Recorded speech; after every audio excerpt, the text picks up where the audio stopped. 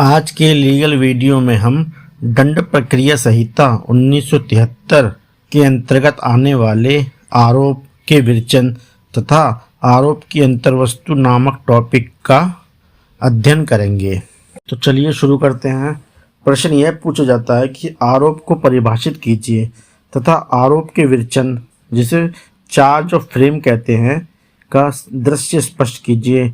आरोप की अंतर्वस्तु का संक्षेप में उल्लेख कीजिए।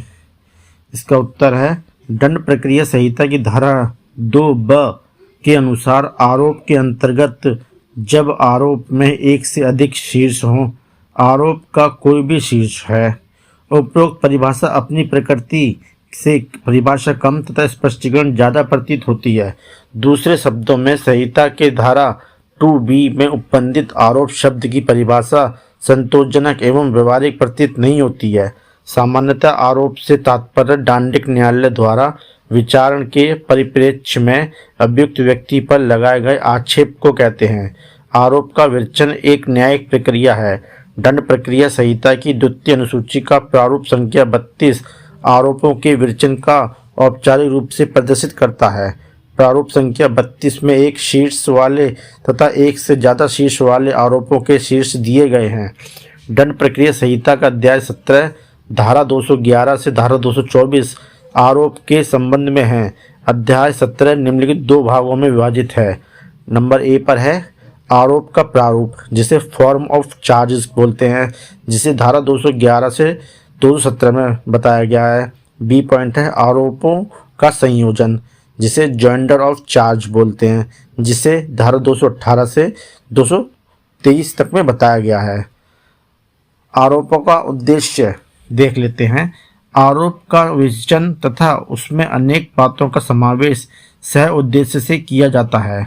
निष्पक्ष विचारण सुनिश्चित करने के लिए यह आवश्यक है कि अभियुक्त को मामले का बोध करा दिया जाए ताकि वह अपनी प्रभावशाली ढंग से प्रतिरक्षा कर सके।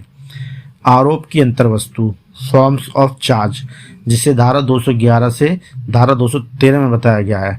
दंड प्रक्रिया संहिता की धारा 211 से 213 आरोप की अंतर्वस्तु से संबंधित है, जो इस प्रकार है। धारा 211 ये पॉइंट वाइज देख लेते हैं।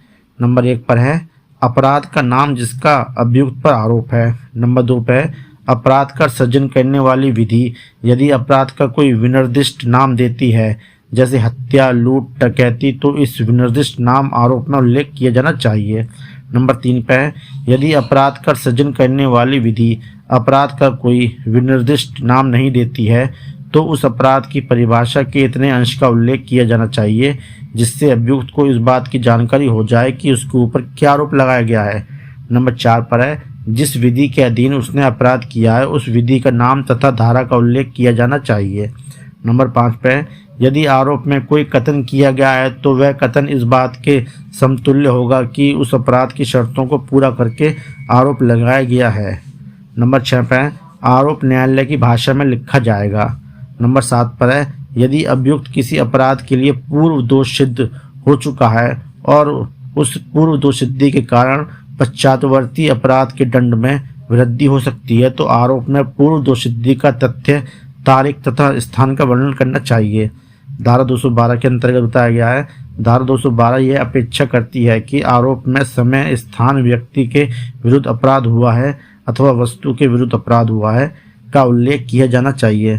परंतु यदि अभियुक्त पर आपराधिक न्यास भंग या बेईमानी से जंगम संपत्ति के दुर्विनियोग का आरोप है, तो उस अपराध करने के ठीक तारीख का उल्लेख करने कोई आवश्यक नहीं है।